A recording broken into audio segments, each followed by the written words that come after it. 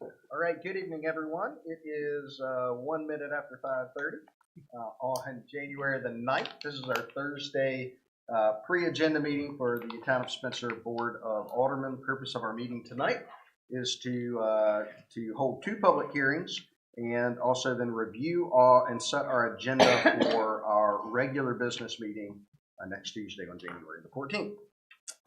So with that, we're called to order. We have all members of the board present here this evening, and so we'll begin with an invocation followed by the Pledge of Allegiance. Will?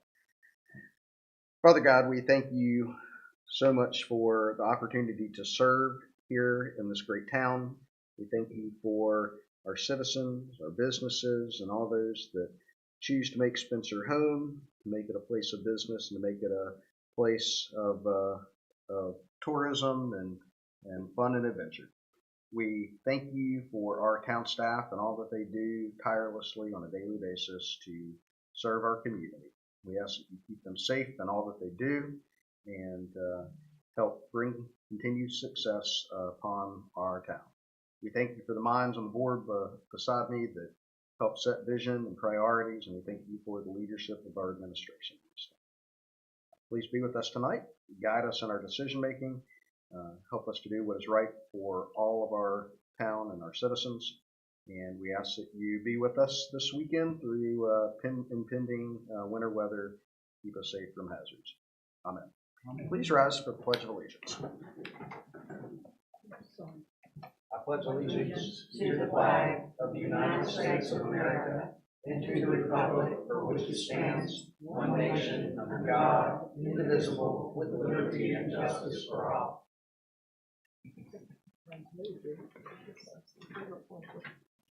All right, board, we have two public hearings this evening for some updates to our SDO.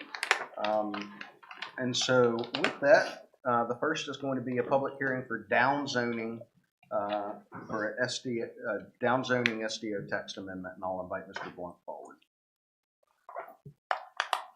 Thank you, Mayor, members of the board. Many years ago, when zoning was adopted, anybody could request a rezoning, which meant I could request my property to be rezoned.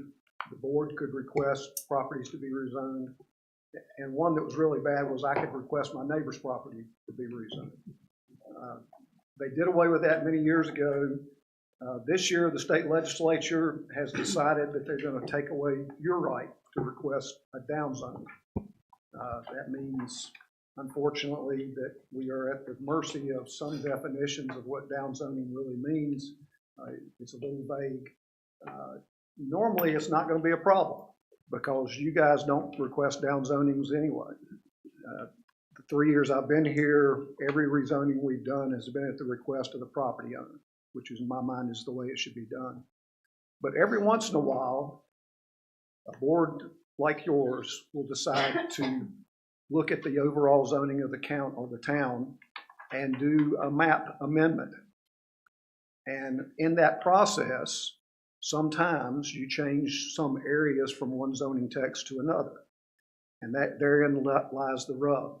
If by whatever definition you use during that process, you actually downzone some of those properties, then we will have to go out and get permission from those property owners to accomplish that rezoning. Don't think it's going to be a big problem. It has stirred up a big stink in the planning community. There are a lot of attempts to get the state legislature to rewrite this, to change the practice, if not the intent of what they were trying to do. What I've got before you tonight is a text amendment that basically complies with that new state statute and takes away your right as a board to initiate a rezoning that results in a downzoning. Be glad to answer any questions. All right, thank you, Mr. Blunt. Board, any questions at this point before we open the public hearing? Okay, hearing none. We will open the public hearing, and we do not have anyone signed up this evening to speak on this matter. And so with no one speaking at the public hearing, is there a motion this evening by the board to close the hearing? Move to close the public hearing for down zoning text amendment. Motion by Ms. Sledge, second by Mr. Muhammad. Any discussion?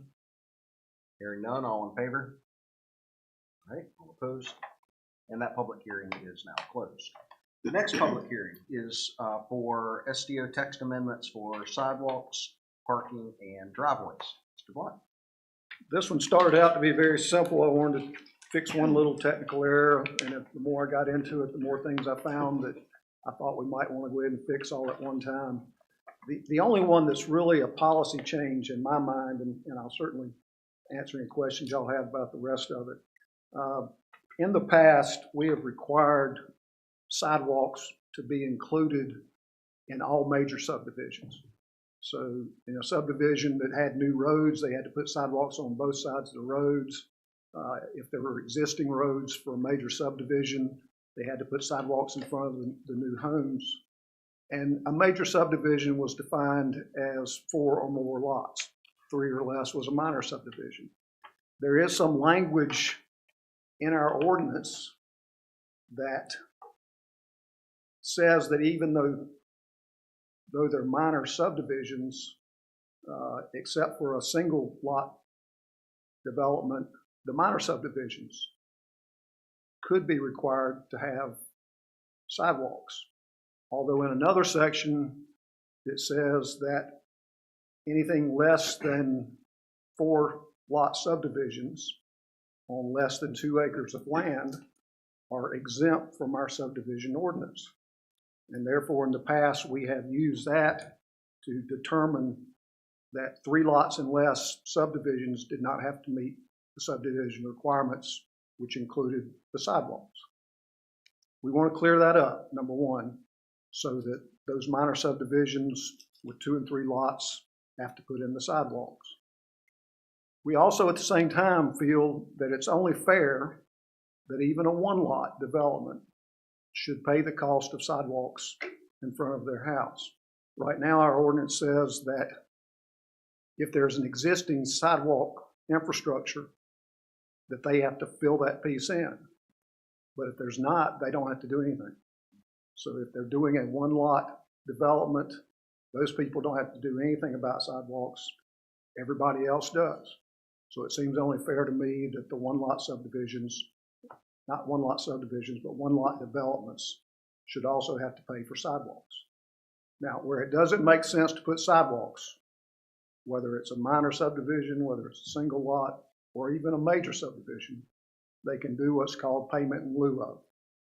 And they pay to the town the cost of those sidewalks, and then the town determines where that money should be expended for other sidewalks in our system.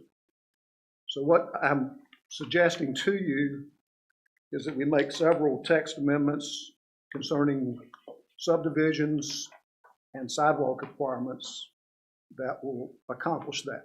Everybody will pay for sidewalks. If there's an existing sidewalk grid, they will actually install the sidewalks. If there's not, they'll do payment in lieu of.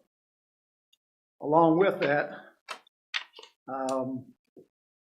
the parking, 2 places in the parking ordinance. One is the table 12.1 that tells you how many parking places you have to have for various types of development. The one that has bothered me is that single-family detached homes with 2 bedrooms or less are only required to have 1 parking place. Single-family 3 bedrooms or more are only required to have 2 parking places. In our automobile-dependent society, that doesn't make any sense at all. Most families have at least 2 cars, no matter how many bedrooms they have, and many have many more than that. So what I'm suggesting is that we go to 2 parking spaces for 2 bedrooms or less, 3 parking spaces for 3 bedrooms or more. That still allows them to use a garage, for example, as a parking space, or a parking pad as parking spaces, or when there's no parking available on the lot, park in the street. That gets me to the parking pad, our RMST zoning classification. If we require even 1 parking space, but hopefully we will require 2 for a house being built in the RMST district, the front setback on that house is 12 feet from the property line, which is usually 12 feet from the road right of way. In another section of our ordinance, again, you have to jump around in our ordinance to find certain things, and it's taken me 3 years to find them all, so that's why I'm coming to you now. You can't park in the road right of way. You can't park in the front yard setback. So that means that on a house built on the RMST lot, they can't park in the right of way, they can't park in that 12-foot setback. What I tell most people that are building on RMST lots is push the house back a little farther so that you can build a 20 by 20 parking pad to create 2 parking places. Nobody complains about it, but that's not what our ordinance really says. So I'm asking for a little bit of language that will tell them in our ordinance that that's what we are telling them. They need to either, if they're going to park in front of the house, ignore that 12-foot setback and push it back another 20 feet so there's space to park the car. Just a very minor correction to our driveway ordinance has to do with driveways on roads that are state roads instead of town roads. Right now, we leave it up to NCDOT to manage those driveways. And what I'm suggesting is that we put language in that says they have to meet not only NCDOT standards, but the town of Spencer standards. And then I'm also suggesting some slight fee schedule adjustments to recognize that. This one's a little more complicated because it covers a lot of issues. The only thing in my opinion, again, that's a real policy change is that single family home on a single lot will now have to pay for sidewalks. That's the biggest issue in this whole testament. Be glad to answer any questions. I don't have questions. Well, maybe one question, a couple comments. One, I mean, I think that's, all of those are speaking to things that we kind of currently deal with some issues on. Obviously, you don't want a development, say a street that's maybe that has multiple vacant lots, and you have a developer come in and build 4 houses, but before that you have somebody come in and build 1 house right in the middle of it. They don't have to put a sidewalk in, and so, but the developer would, and so you have sidewalk on both sides, but no sidewalk in the middle. So I can see why we need to make that change. The other piece is on the parking. Obviously, in our RMST, those are some of the areas where we talked about on-street parking being such an issue. So being able to make sure that we are providing adequate space for new development that will push the house back far enough to get those vehicles off the street, I think is super important, and having enough parking beyond just 1 space. The question I had related to the fee schedule is on Tuesday, if we end up adopting the text amendment, do we also need to have a budget amendment because the fee schedule is part of that overall budget, correct?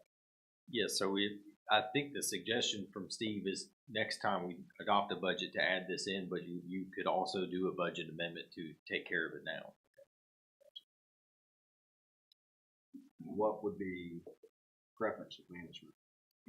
I don't know that we expect there to be an immediate impact, that this needs to be taken care of immediately. So I think keeping this in mind for our proposed budget process would make sense. And I'll point out that the major portion of this is a fee of 0. It's the driveway cut as a part of a new home, which we don't charge for now anyway.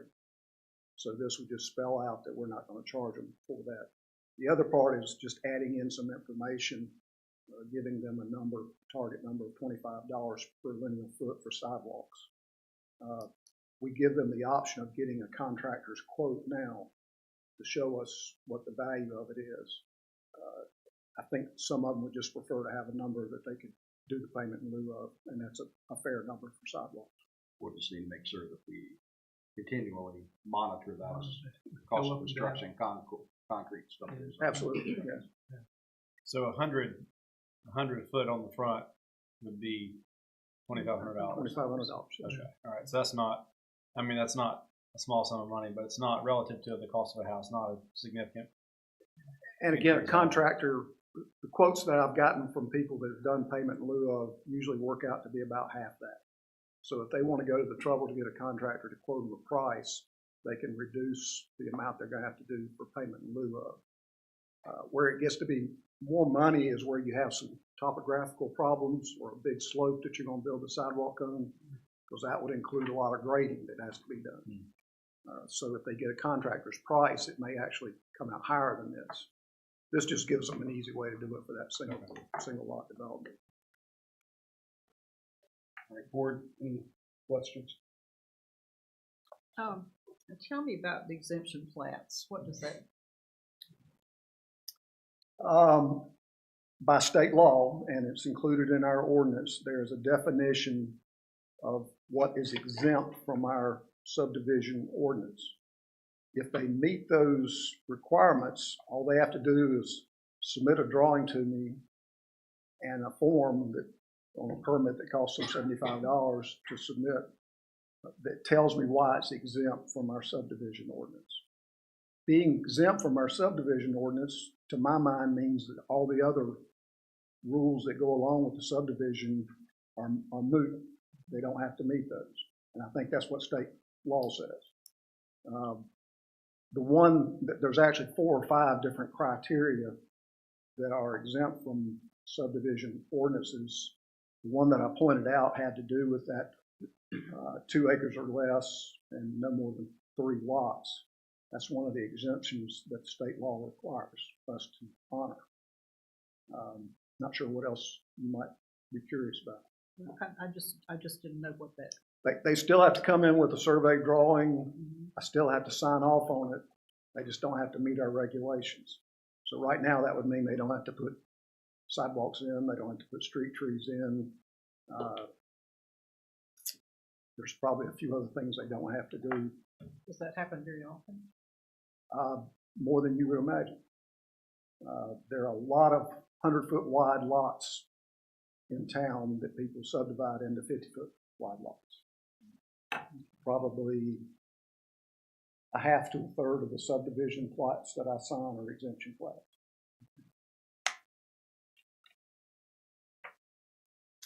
Well, and I think I'm also looking at the paperwork that will, or the presentation that you'll make to the planning board next week. And so there's some additional stuff in it that's not in this. I actually do have a PowerPoint.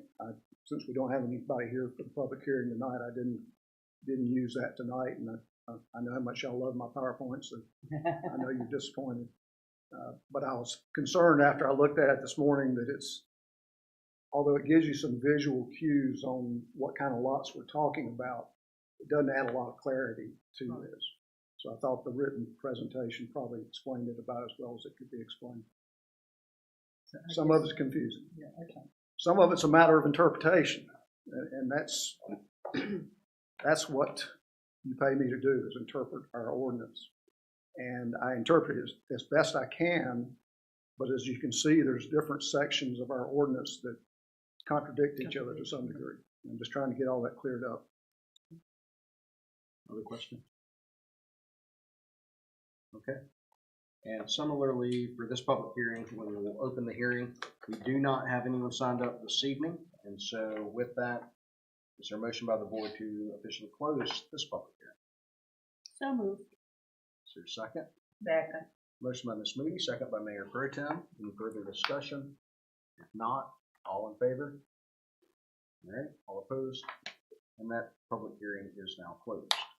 All right, we'll move on to a review of our January 14th agenda for next Tuesday. So we'll go through this, and anything that we need to alter or amend, please let us know. I know staff has a few things that they need to update, and one addition, I believe. And so we'll go through those as well. And then, of course, keep in mind if there's anything you want to add to the consent agenda that's not already being recommended, then please let us know, and we'll add that to the consent agenda. So we do need a volunteer for the invocation. Do I have a volunteer from the board for that? All right, Mr. Muhammad will. Thank you very much, sir. We'll do the Pledge of Allegiance. We'll have an opportunity on Tuesday to do any additional additions or deletions and then adopt the agenda. And then we'll have recognitions. Right now we have one recognition for proclamations for Winterfest and Spencer's Holiday Caravan Parade. As a reminder, we are meeting at 5:30 in advance of our meeting to have a recognition event for volunteers for both of those events. So I encourage each of you to attend. Have we not publicized that? It's at 6 o'clock? Everything I've seen has been 5:30. Meetings at 6, and so that it's We'll have, there'll be the recognition. minutes, the notice we got, said it's 6 o'clock, but Yeah. we'll just have to The reception, recontact the all of our reception's people. at 6. Yeah, I even asked you about it, just to be sure, remember, and we both got the same email. Yeah. But we'll take care of our end, Okay, all right. we'll just have to recontact. But be sure to be here at 5:30. The other recognition that we need to make is a recognition of the late Mayor Karen Alexander, of our neighbors in Salisbury. So Peter and Anna, if we can work to put something together to recognize Mayor Alexander and her passing. Are there other recognitions that the board would like to make on Tuesday?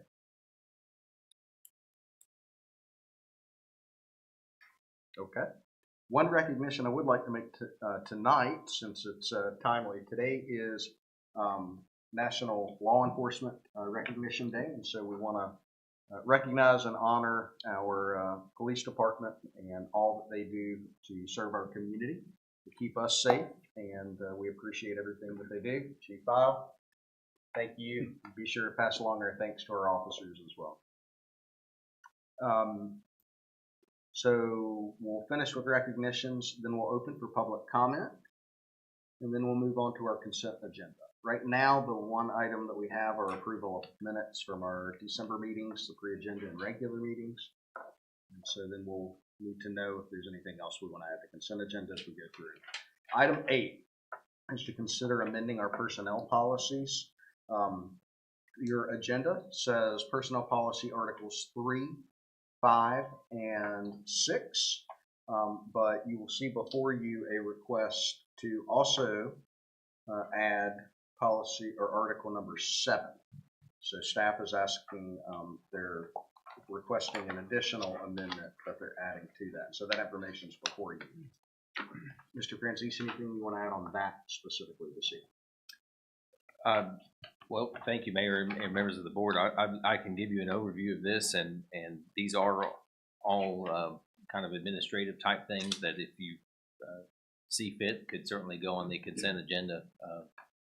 So the 4 topics at hand here, the Article 3 amendments are add some clarification to our holiday bonus program that it specifies the time frame at which we issue those, and also some time frames about eligibility in relation to dates of hire and how we might handle a situation where somebody was hired in a window that's a little closer to the issuance date. For example, well, the recommendation there is that, and it's something we've kind of had to deal with in the field, and we think worked okay, is that somebody who was hired really just before they were issued was provided a part-time amount instead of the full-time amount, because this is kind of a recognition of the past year's service, but we certainly think it is appropriate to offer new hires, some amount. So that's the reasoning behind that one. The next section related to the Article 5 conditions of employment, it has the same language related to appropriate use of our network and technology that y'all handled in the resolution last month. And so this follows up on that, incorporating the similar language and procedures into our personnel policy. And then we also are recommending an adjustment to our bereavement leave. We currently have a very brief statement about up to 3 days being provided for bereavement leave, and we found that in practice And now that we have more staff, full-time staff working different kinds of shifts, that we're recommending changing that to rather than 3 days, then up to 40 hours, which is also prorated based on the police and fire schedules that are working additional time. And so, those are consistent with neighboring organizations.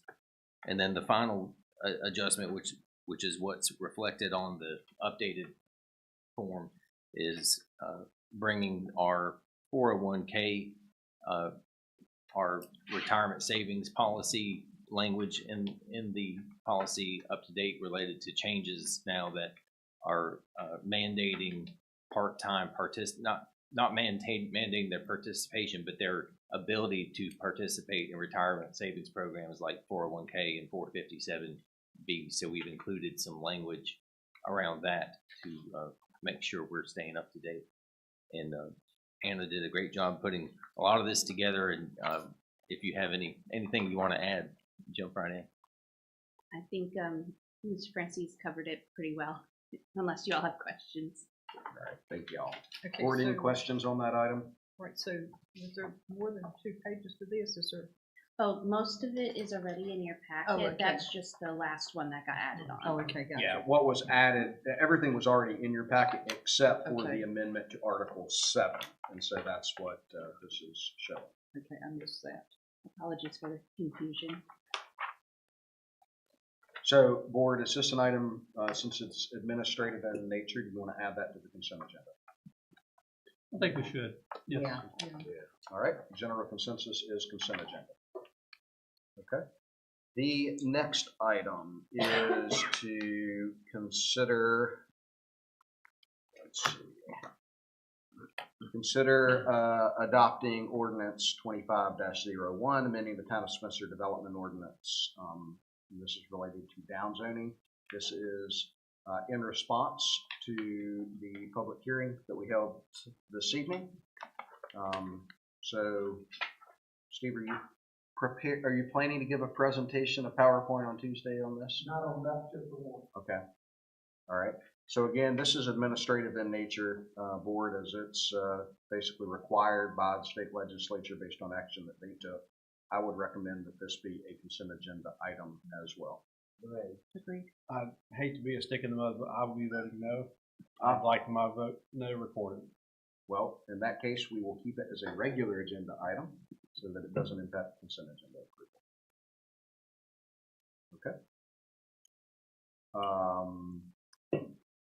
And then the next item will be to consider adopting ordinance 25-02, amending the Town of Spencer Development Ordinance, and this is related to sidewalks, for subdivisions, parking spaces, driveways that we heard from Mr. Blunt about this evening. He does have a presentation for this.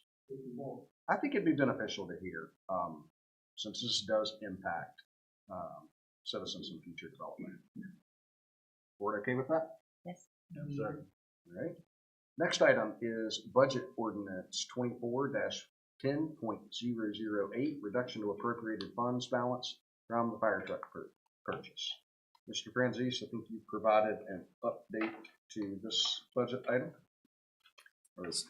So I believe the change was on there was an additional line added to the cover sheet. The substance of the request did not change in terms of the budget amendment. And the nature of this is that we had a couple of fiscal years ago adopted the initial budget ordinance for the fire truck purchase. And that was set up to show lease financing for the entire amount of the truck. And then as we went into this fiscal year, we had to plan for the town's contribution for the down payment we were planning on, as well as some additional closing costs that we received as an estimate by the USDA. And when all that got combined together, it resulted in after the fiscal year rolled over, and not at the time we adopted the budget, but once everything got crunched out, if you look on the budget amendment, it shows a current budget in line 540 of $1.14 million for the truck, which represents some of that double counting, in other words. So this is really just tidying up the numbers to make sure it matches the reality of what took place with the fire truck purchase. Which ended up all of that being less than the original budget amount.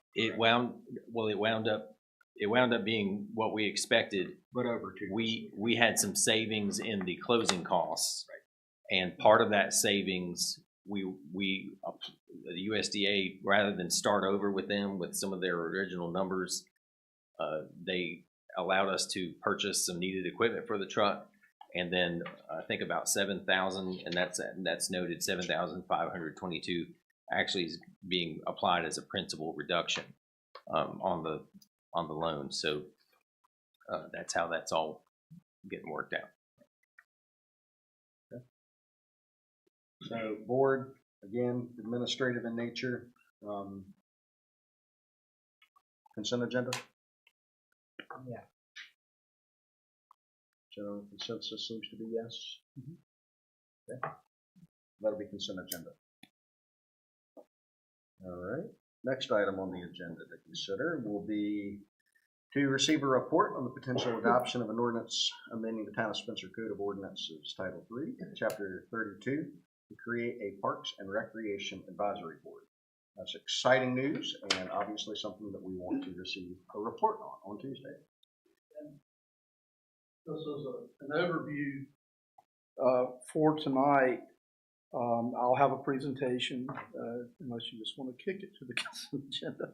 But I think we do need to have a public conversation about an adoption of an ordinance. And this derives from the board's adoption of the Creating Outdoor Recreation Economies plan, strategic plan in 2023. One of the objectives of that plan, one of the identified strategies was to create a Parks and Recreation Advisory Board. And in the adoption of the town budget, the hiring of a position of active living coordinator was set back until the last quarter of this year, and that's sort of a March-April timeline, maybe February possibly. That it could be last quarter would be no earlier than April. Right. So it was put off a little bit, and so this position would be the liaison to the Parks and Recreation Advisory Board. That'd be one of their duties. And so we're at that point now, and we have drafted an ordinance that is based very heavily on the Historic Preservation Commission ordinance in terms of the way it's described and functions and that sort of thing. And so I will be prepared to go into a little bit more detail about what those functions are of the board and how it would operate. And there will be a question, I suppose, in the motion is, does this board want to conduct a public hearing to have additional citizen input about this board? I will note that all of this was provided in the strategic plan, but now that we're down to taking an action, there may be some benefit in having a public hearing. Except for the board can make that decision on Tuesday. Are there any questions that you might have at this point? You have applicants, and I mean, I'm sure you do, folks in mind or folks we talked to who. So not really. Okay.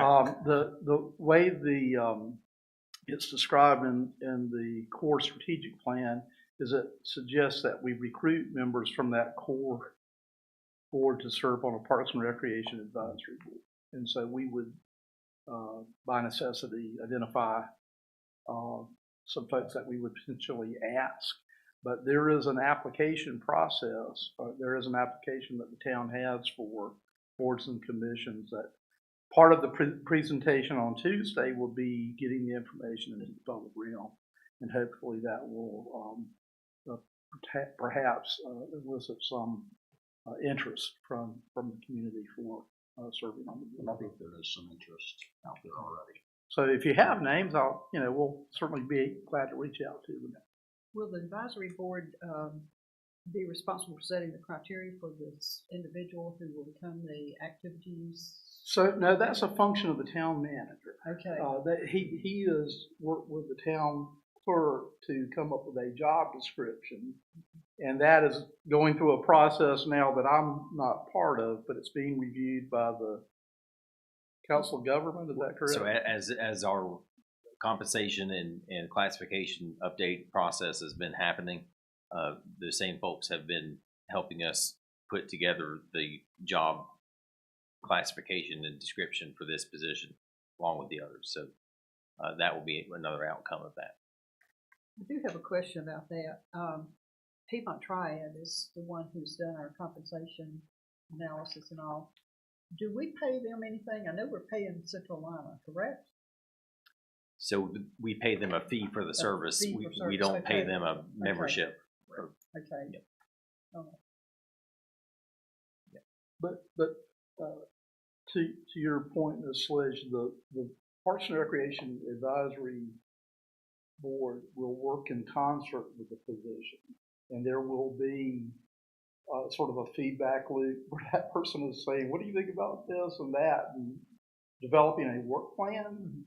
And so that inherently suggests that work plan, which would be, part of the relationship that would occur with the town manager. Right. So in a way, it's not devoid of meaning. That's a bad way of saying it.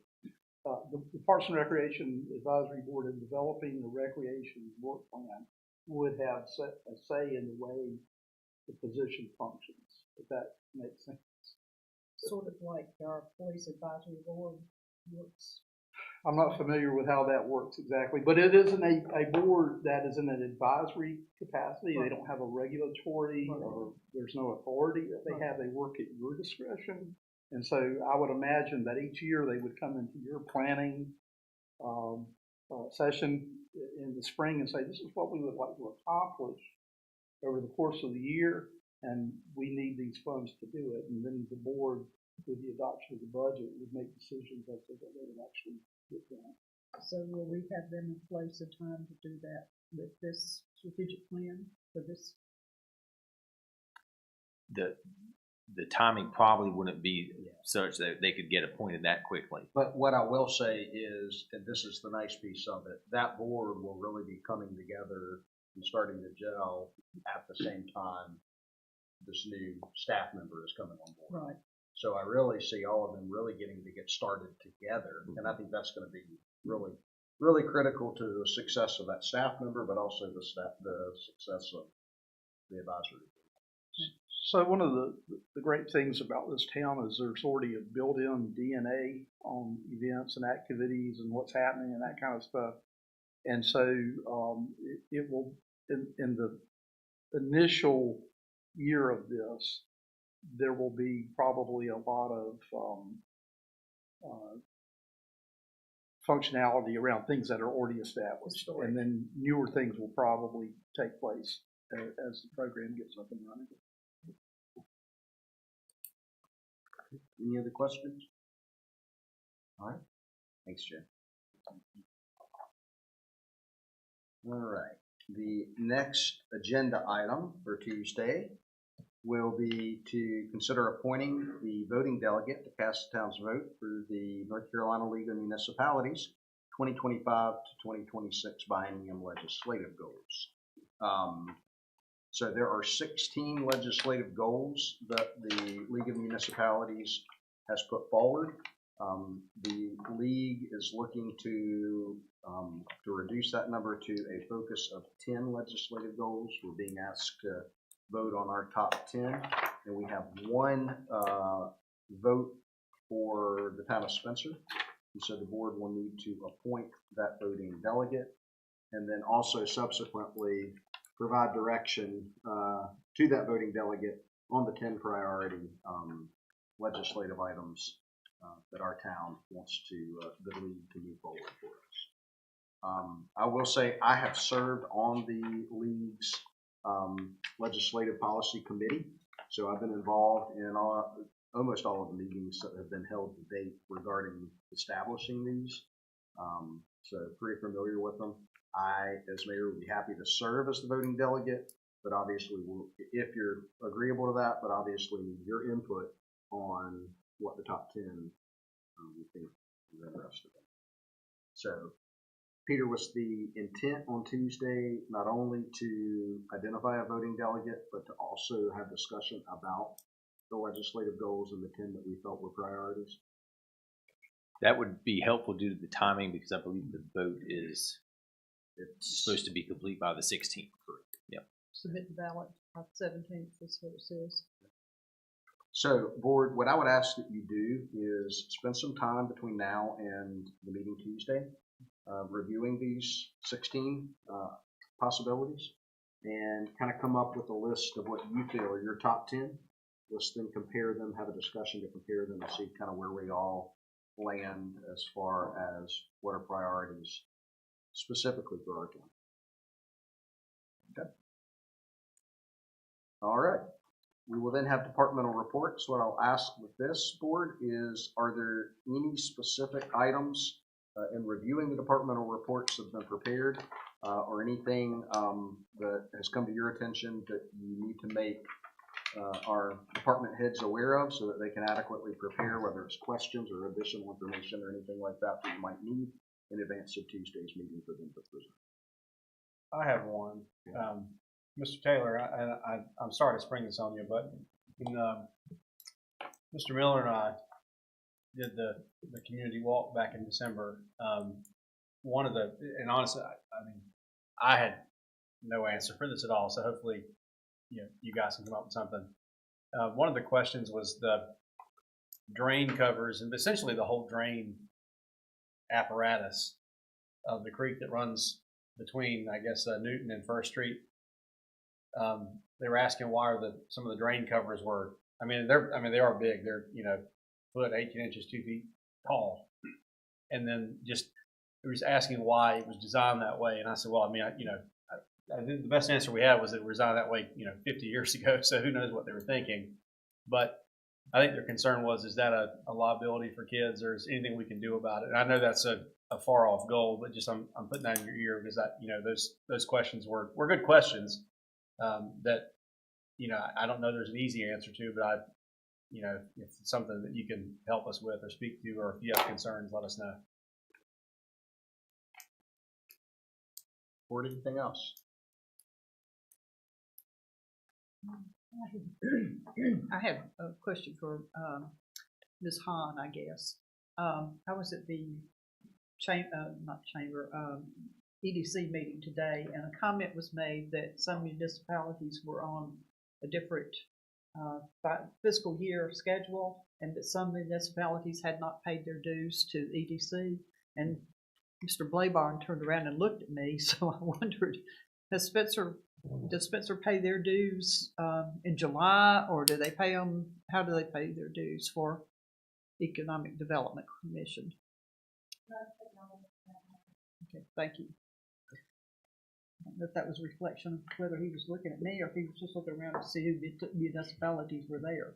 That's probably what he was doing. So. Okay. Anything else? All right.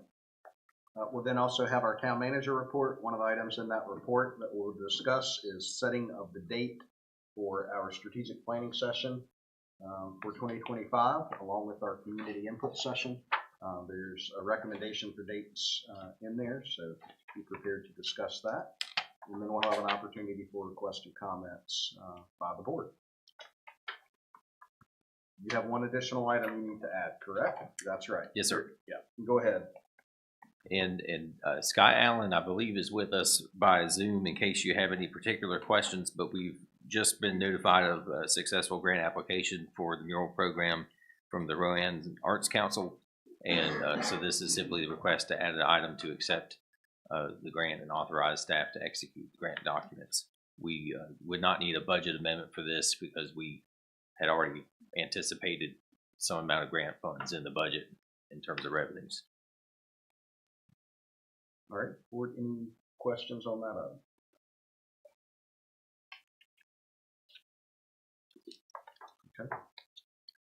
Do we want that to be a standalone item or consent agenda item for Tuesday?